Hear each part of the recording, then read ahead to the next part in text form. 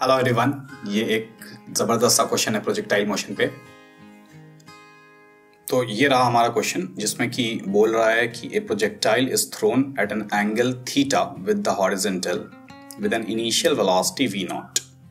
If the magnitude of the velocity of the projectile, magnitude of velocity मतलब speed of the projectile and time are related as v square by a square minus t minus b by a whole square that is equal to c square by a square. तो ये हमारा relation है speed और time के बीच का। तो हमें find करना है इस प्रोजेक्टाइल की रेंज और एच मैक्स। ओके, तो इस वीडियो को आप लोग पॉज कीजिए थोड़ा देर के लिए और खुद से इसको बनाने की कोशिश कीजिए।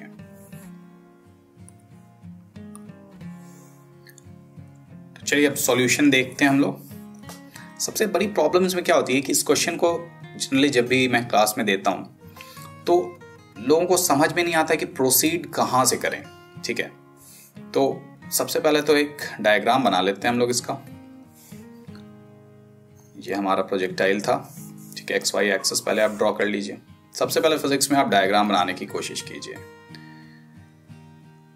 फिर यहां से हमारा मान लेते हैं कि इसको प्रोजेक्ट किया गया कुछ ऐसे, तो इसकी पाथ कुछ ऐसे होगी।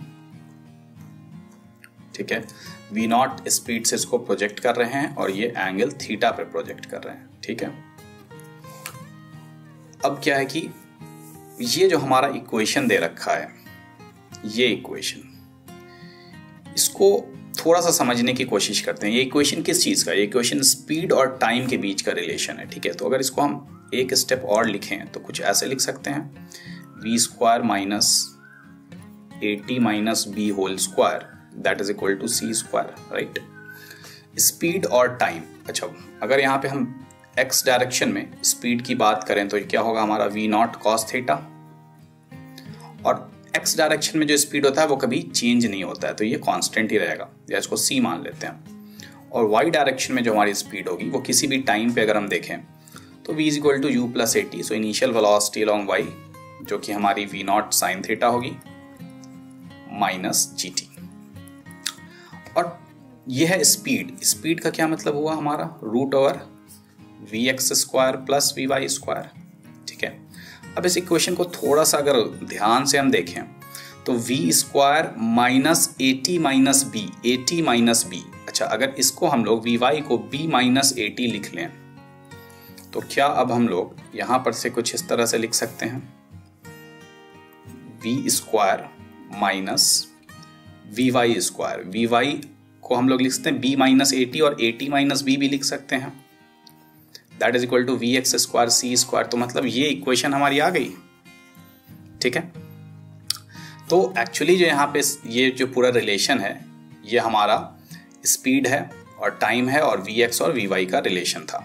ठीक है, तो अब जब यहाँ पे हम लोग समझ चुके हैं तो अब बहुत सारी चीजें यहाँ से लिख सकते हैं कंपेयर करके क्या क्या चीजें हम लोग लिख सकते हैं देखते हैं।